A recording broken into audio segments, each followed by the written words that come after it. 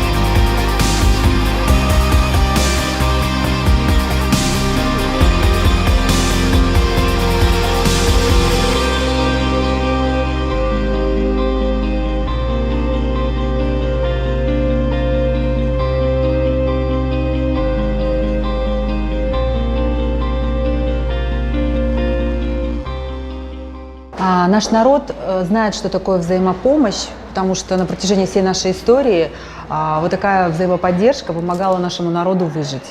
В рамках общественной инициативы «Bizim Balalar», которая действует в Крыму уже более 1,5 лет, благодаря нашим соотечественникам ежемесячно мы собираем около 500-600 тысяч рублей. Это позволяет помочь 100 детям, которые оказались без отцов.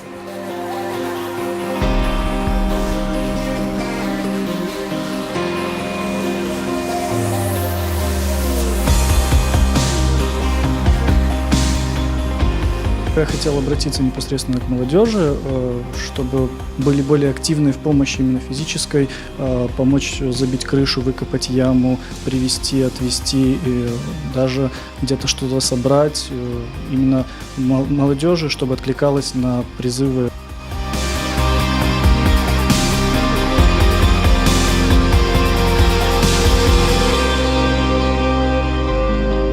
Спонсором нашего народа является непосредственно сам народ.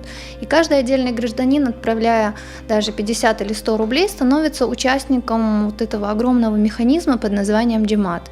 Если мы не будем останавливаться, наш народ всегда будет крепко стоять на ногах.